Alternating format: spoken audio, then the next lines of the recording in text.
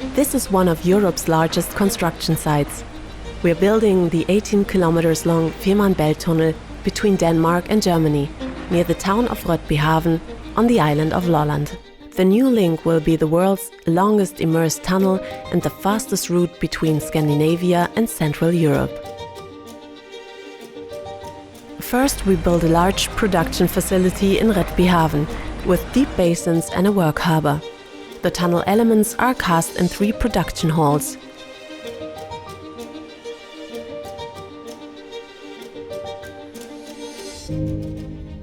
The standard elements are 217 meters long, weigh over 73,000 tons, and contain 2 tubes for the motorway, 2 for the railway, and a service passage.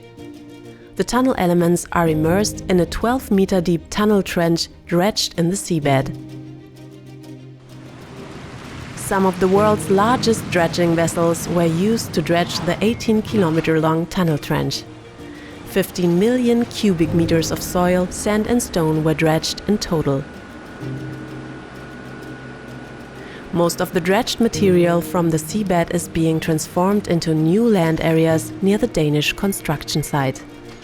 In the future, these areas will provide new space for recreation and nature.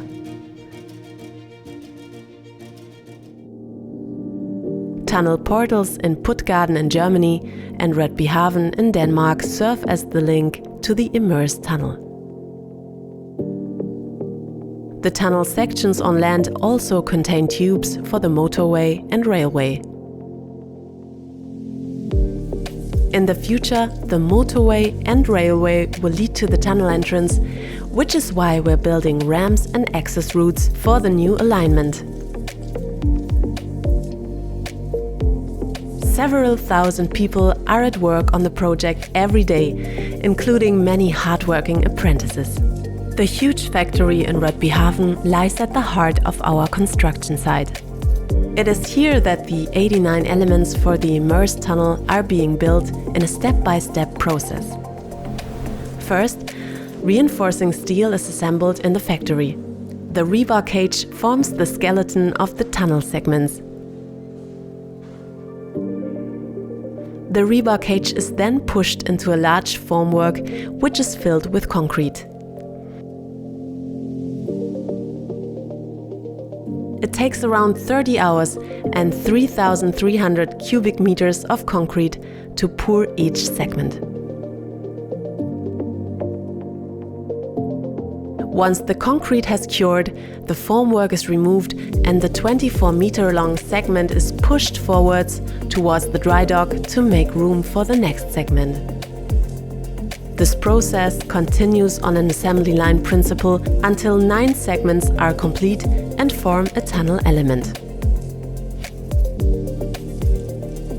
10 out of the 89 elements are so-called special elements. They are shorter, wider, and their basement contains the technical installations for the tunnel's operations. All cast elements are equipped with several installations in preparation for the immersion process.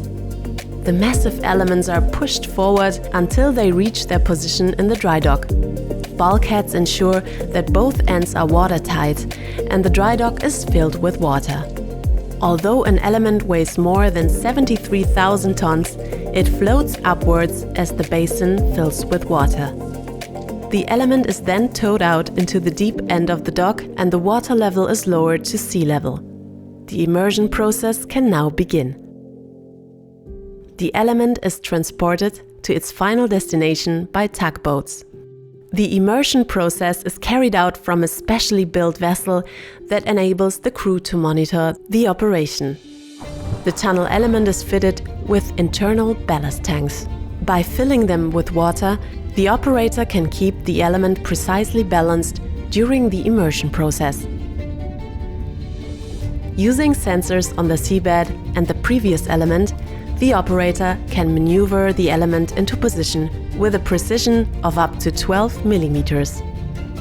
A steel beam on the element catches the Y-shaped bracket on the previous one and locks it into horizontal position. Hydraulic arms then pull the 2 closely aligned elements together.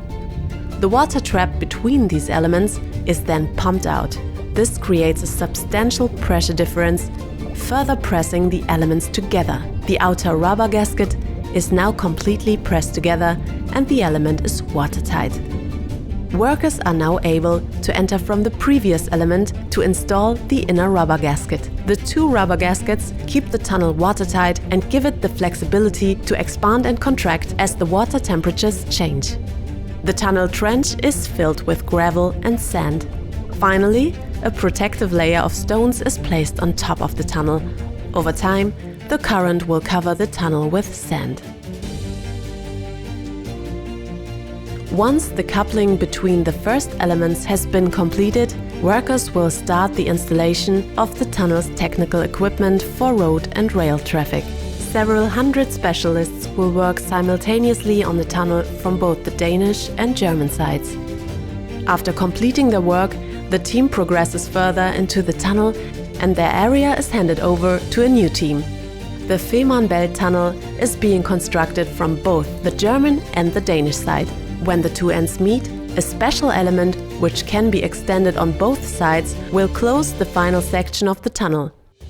When all construction work is completed, the tunnel will be ready to open to traffic. Denmark and Germany will then be just a 7-minute train ride and a 10-minute car journey apart.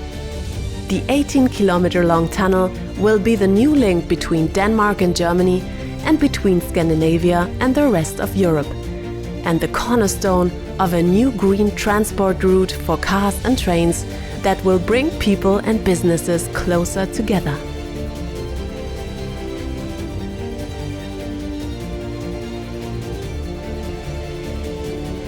We are working on it.